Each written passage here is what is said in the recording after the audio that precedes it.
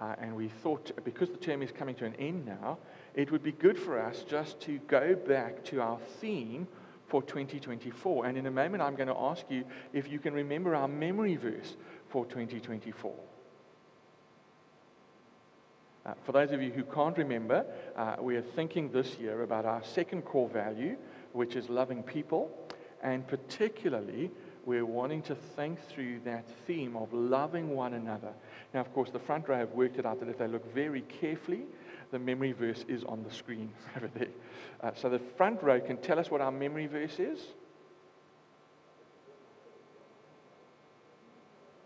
By this, everyone will know that you are my disciples if you love one another. It's great. They can read the front row. That's very impressive, isn't it? Remember, as we come to the end of the Sermon on the Mount, Jesus has been instructing us what it means to live as kingdom citizens. And remember, right at the start, we picked up that means that we're to have a righteousness rooted in Him that surpasses the Pharisees and that is reflected in right living. Well, loving one another is right living. Loving one another is the outworking of righteousness in the Gospels. And in fact, in John's letter here in 1 John, he takes it a step further and he says, it's this love for one another, this care for one another, this outpouring of Christ's love that shows and proves we are in fact God's children. And so I thought we'd just, as we finish this semester, just come back to the theme and look at this passage in particular as we wrestle with 4 truths. Don't panic, it's not going to be longer than, well, not much longer than normal, but 4 truths as we think about what it is to love one another properly. 4 truths that I want us to think about this morning. The first is that loving one another is absolute. Loving one another is absolute. Come with me to verse 11. This is the message you have heard from the beginning. We should love one another. Our problem is in our modern English, isn't it? Because when we hear the word we should, we tend to think, but then maybe we should not. We see in the word should a little bit of option, a little bit of our own decision making. But actually that's not what that word means. Now that word should in its original language denotes obligation. It's not should a suggestion, it's should must. You should do this because it's right and proper. You should do this because it's really the only option for you as God's people. You must love one another. You must. It's not open to debate. It's not part of democracy.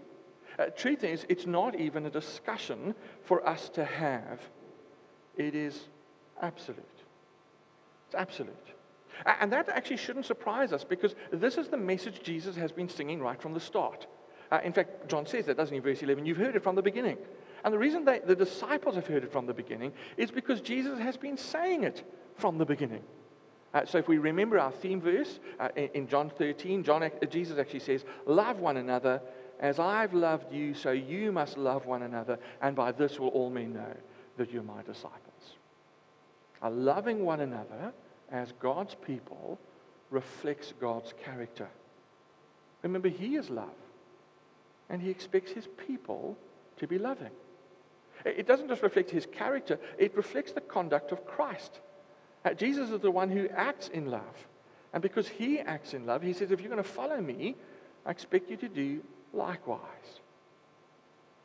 I don't know if you picked it up while Tiffany was reading for us, but John actually says something quite scary in this passage. Have a look down at verse 14. He says, not only is this absolute, he says, if you don't love one another as God's people, look at verse 14, he says, then you actually remain in death. You see, to love one another is not just a sign that we are following Jesus, it's actually a sign that we're alive. See, here's the thing. You're not alive from a Christian perspective if you're not loving one another. Remember faith, hope, and love, and the greatest of these is love. Love. Loving one another is absolute. And so can I suggest that in our modern world we must be careful not to reduce it as optional. We must be careful not to imply in any way that when it comes to the church, when it comes to God's people, we can pick and choose who we will love and who we won't love. I know that you might be sitting next to somebody today that you don't particularly like. I'm hoping that's not the case because many of you are sitting next to family and to spouses. But it might be you're sitting next to a child, in which case we can talk about it afterwards. But sometimes we look around the room and we say, hey, these are a bunch of weirdos. They would not be my typical person. If you don't know who the weirdos are in the church, it's probably you. Okay? But that's what we do. We look around and we make these decisions. And then we pick and choose. We say, that person fits into my group. That person shares my interest. That person I've got to get along with. And so what I'll do is I'll love those people. Because they're the easy ones to love. They're the comfortable ones to love. Well, can I just point out to you that in the context of this passage, that's not an option. You don't pick and choose who in the church you love and who in the church you don't love. You don't choose to love the people that are easy to love and likable. No, you love everybody. You love one another. You love the older people. And you love the younger people who play drums too loud. You love the people who sing weird songs. And you love the people who play conservative music. You love the people who look like you, and you love the people who don't look like you. Why? Because the instruction from Jesus, when it comes to his people, when it comes to his church, is you love one another. It's what you should do. It's the right thing to do. See, the command that Jesus gives us isn't rooted in our feelings, and it's not rooted in our preferences. It's not rooted in our comforts or our conveniences. Here's what it's rooted in. It's rooted in whether you are, in fact, a child of God.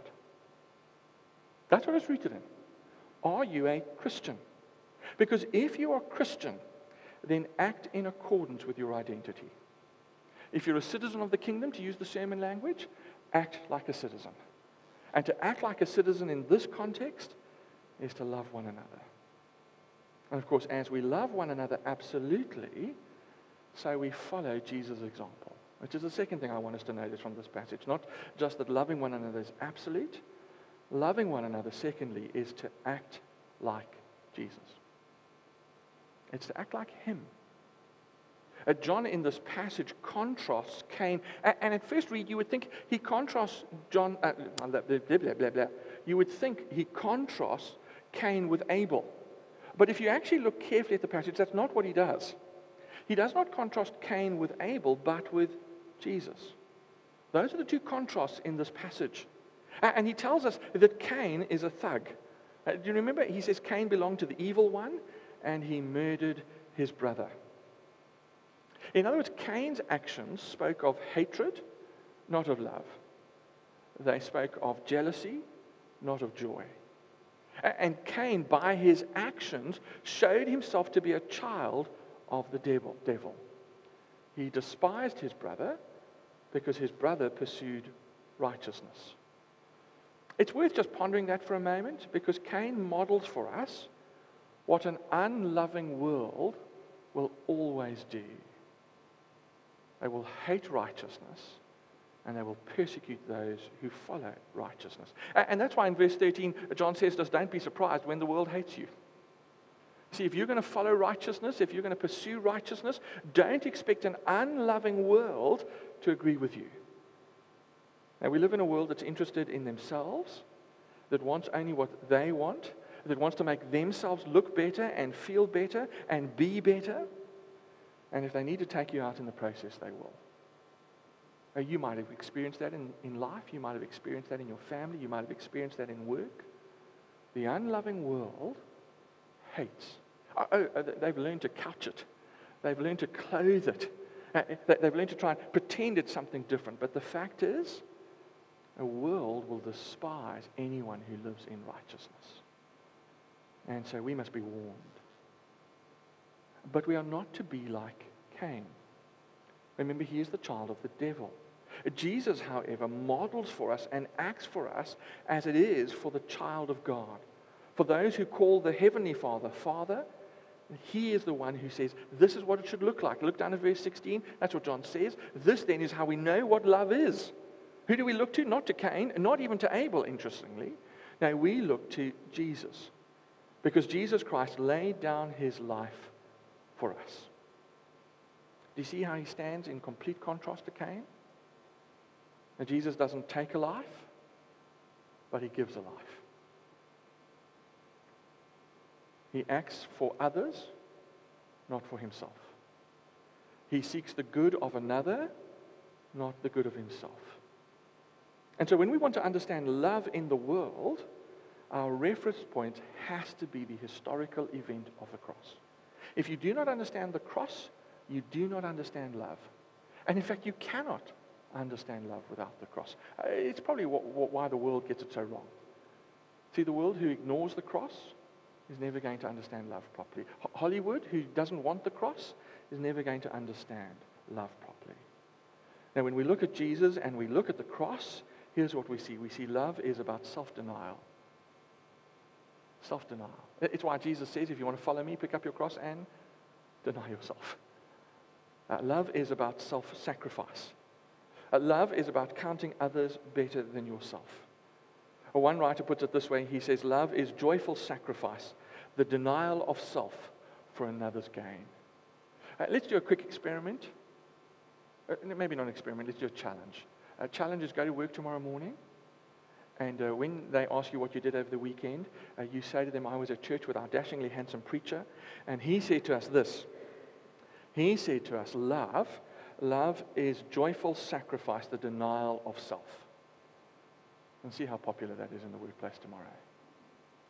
And then you say to the others, you expect them to love you that way going forward. It is so countercultural, isn't it? Our world is default mode. It's about me, and it's about what I want, when I want, and how I want. Our default mode in the world is selfishness. And Jesus comes in and says, you love one another, and you love one another, joyful sacrifice, self-denial. Now remember, it's easy to compare us to the world, but in this context, John is actually talking to the church. He's actually talking to the church. And he's saying, it's here. It's here in this context. It's with these group of people where you should have joyful sacrifice, the denial of self for another's gain. How do I know that? Because look what he goes on to say, verse 16. I think John gets radical, in fact. Having just told us what Jesus did you see what he says? And we ought to lay down our lives for one another. Just look at the person on your left. Look at the person on your right. And John says you ought to lay down your life for them. Now, that might be okay if that's your spouse, because of course if it's your spouse, we feel that's the right thing to do. At least to say it anyway. Okay? I mean, we know that, don't we? But can I ask you to do something? Look behind you. Look to the people in front of you. My guess is that they're probably not family, because that's why they're not sitting in your row. My guess is that in some instances you might not even know who they are, and you don't know them by name. But here's what John says today. He says if they are a Christian, and if you are a Christian, loving one another means you will lay down your life for them. And go back to verse 16. We ought to lay down our lives for our brothers and sisters. See, suddenly loving people in the context of the church, suddenly loving one another is on steroids. Have you noticed that? It suddenly kicked up a completely new notch. Love is to seek that person's good, even to the point of sacrifice. Even to the point of death. Aren't you glad you came this morning? See, loving one another is costly. Loving one another is sacrificial. But let's not forget the first point. But loving one another is absolute. You don't, it's not one of those checklists. You know those checklists where you get, do you want to do this? Do you want to do this? Do you want to do this? And you tick, tick, tick, tick, tick. No, this is no option. This is ticked. If you're a Christian, it's ticked. And so here's the thing. When we say, I love you to someone, with this in mind, suddenly I love you becomes a very costly statement. I wonder if it's one of the reasons why even in church context we don't say that very often. Have you noticed I love you is always a romantic thing? I love you, that's a sweetie. Is that what we do? We've reduced it to romance. And yet Jesus says, no, love is to be like Jesus. Deeply costly, deeply sacrificial, much depth to it. See, true love will always have the love of Jesus as its motivation and its model. Brothers and sisters, we must act like Jesus. We must act like Jesus. And that will demand, have a look down, that will demand for us action and truth. You'll be pleased to know that not everybody is going to have to give their lives for someone else. You might. I can't tell you you won't. But in the normal course of life, that's probably not going to happen in our context. But here's the thing. While it might not be that extreme always, it is always about action and truth. Love is always active, never passive. That's what he says, verse 18. Let us not love with words or talk, but with actions and in truth. Love doesn't deny emotions, nor does it exclude words. But John's point is that love is not primarily either of those. A love properly understood is not about what we feel, and love properly understood is not ultimately by what we say. No, love ultimately is what we do. Don't tell me you love me. Show me you love me, is what John's saying.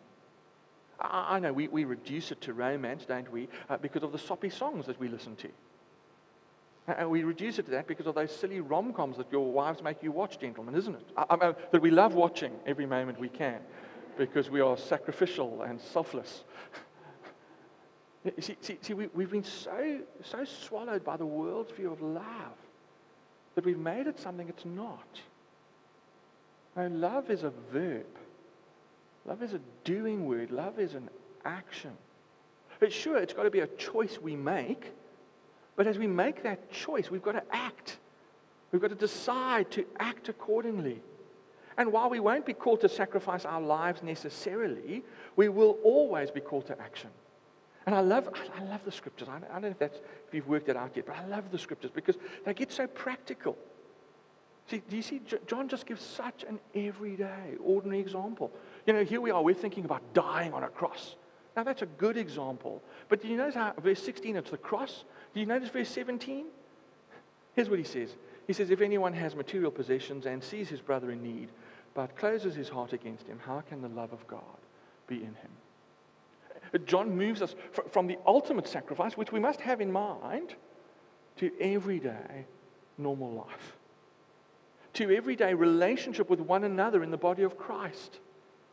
And he reminds us that love requires more than idle talk. A love demands simple acts that meet the needs of one another amidst their distress. Now let's just press pause there. Have you noticed in the modern world, we all put up our walls. We all wear our masks. And so the truth is, in a room like this, most of us probably do not know what your needs are, what your struggles are. Why? Because we think when we come to church, we've got to pretend to be perfect. Then we look like Luke. Is that what we think? We think I've got to keep up this facade that everything's hunky-dory, and actually I'm perfect, and everything. I've got everything. Can I just say, if you've got everything together, you probably don't need to come here.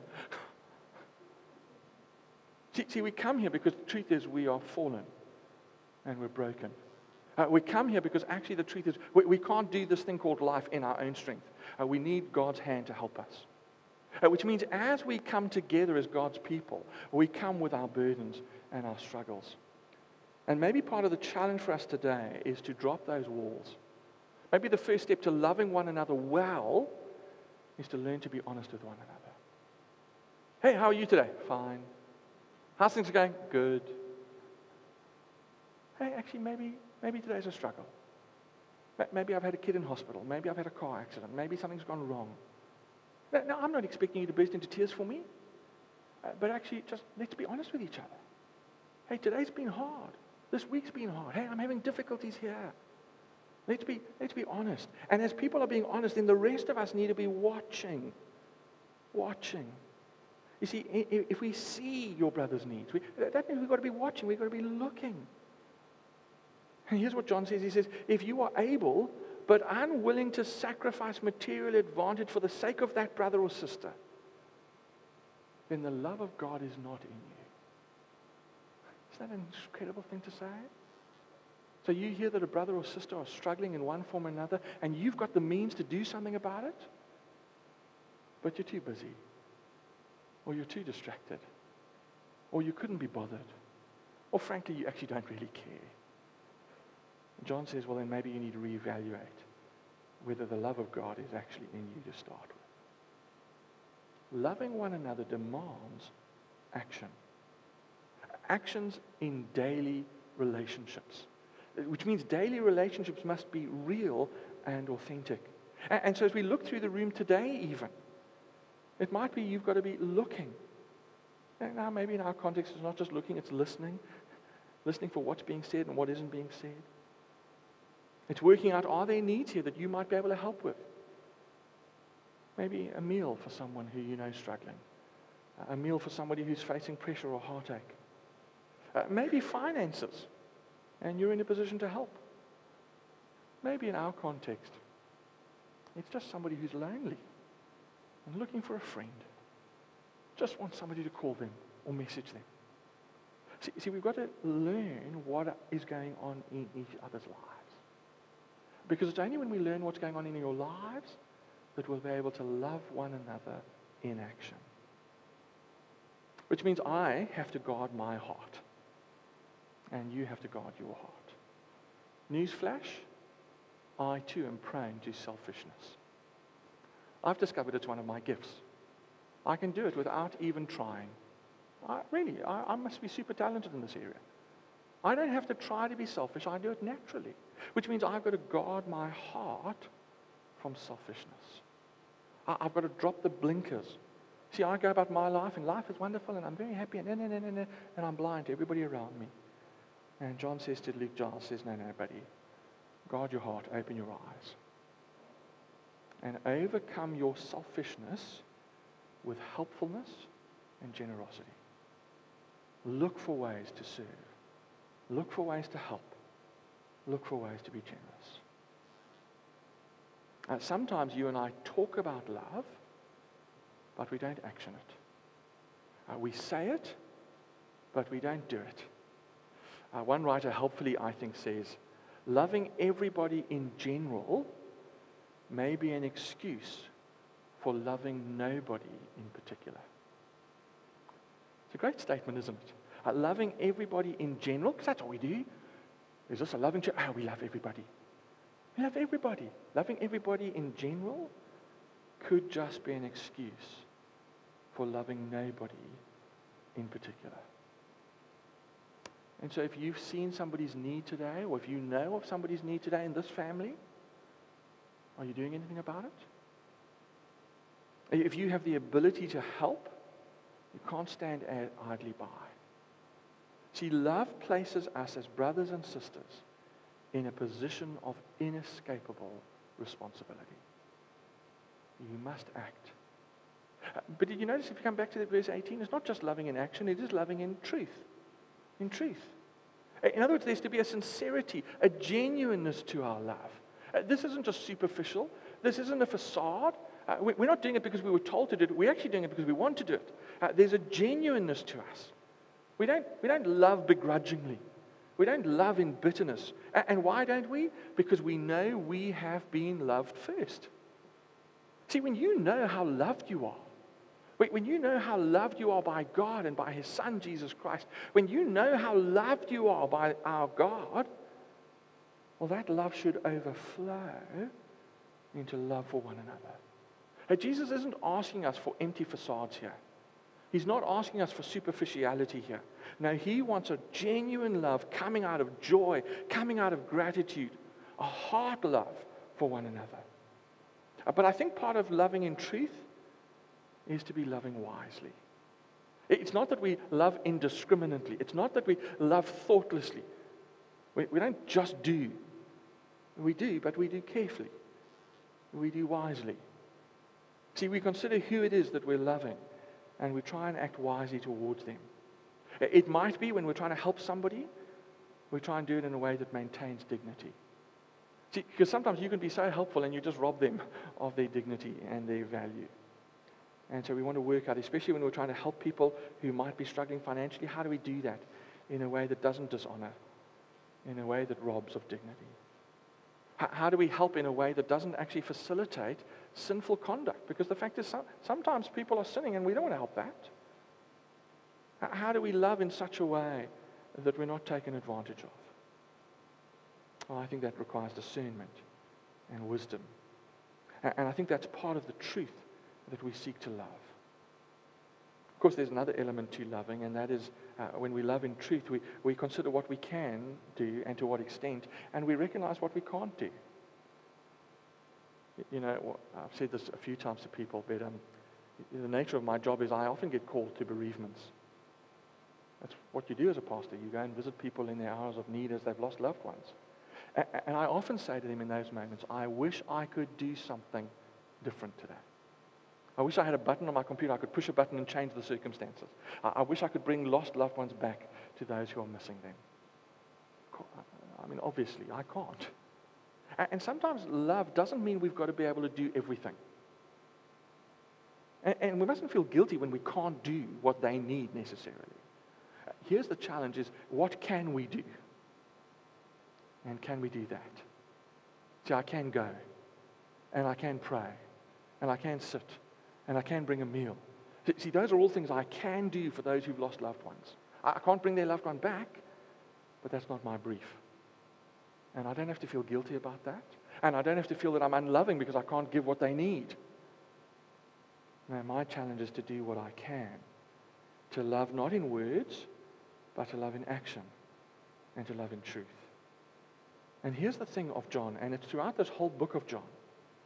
When we love like that, following Jesus' example, loving in action and truth, John says that's when we show ourselves to be God's children. It's the last thing I want us to notice from this passage. Loving one another actually gives us assurance. Gives us assurance. I don't know if you're anything like I am, but sometimes, if I'm frank with you, sometimes I don't want to love like Jesus did. And I don't want to always love with actions, and I don't always want to love in truth. Sometimes, quite frankly, I'm fed up, I'm moody, I'm temperamental. I know that comes as a bit of a surprise, but it's the truth. Sometimes I get frustrated. Sometimes I think people are taking advantage of me. And in those moments, I really want to just go and sulk and feel sorry for myself. The last thing I want to do is actually love someone. And John says to me, in those times, will the demand of God be greater than the desire of your heart? When those moments that I just want to withdraw and stick my tongue out and everybody go, leave me alone.